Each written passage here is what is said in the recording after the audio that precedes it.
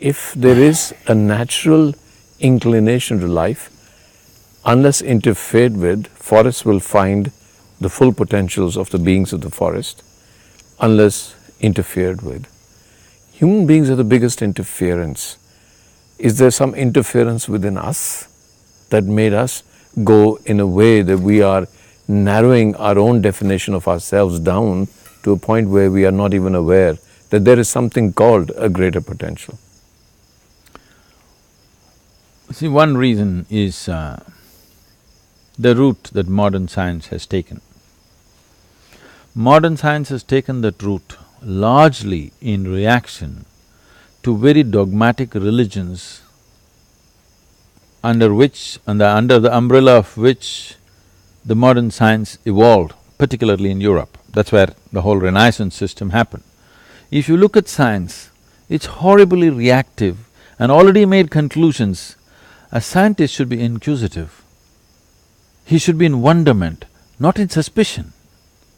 But he's in suspicion because the whole attitude of science has become like this, because it is in reaction to dogmatic religions which try to enforce their own whatever rubbish on the science in its early stages. Science is like a juvenile who is reacting to something that was imposed upon him as a child.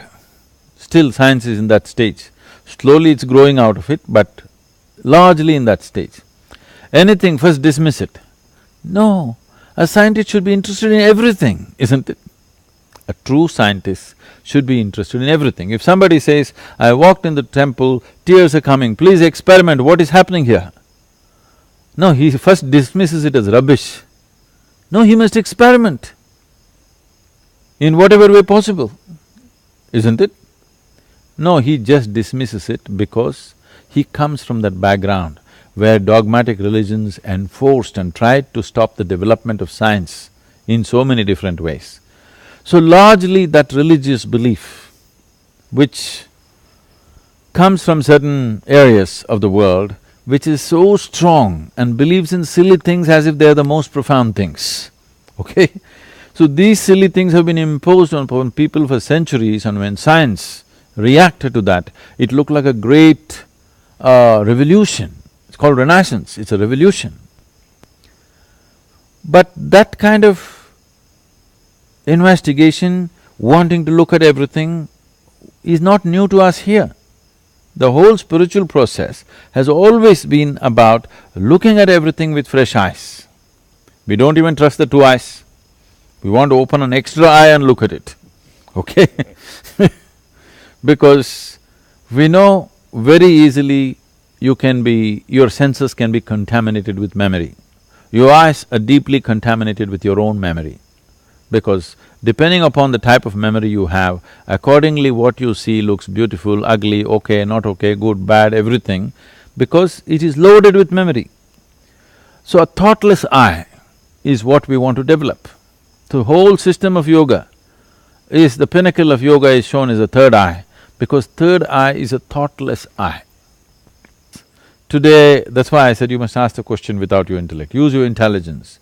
But without the filter of your intellect, ask a question, then you'll come up with crazy questions. Without using the filter of your intellect, if you just find expression to your logic, crazy things will happen. Crazy means socially crazy, but they're very life-oriented stuff.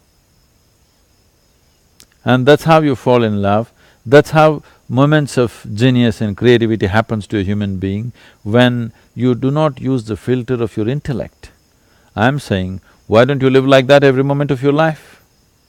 Why is the spark of life and genius only here and there?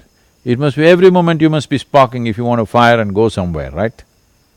You know, within at least in the older engines, there's a sparking plug, okay? It has to spark all the time.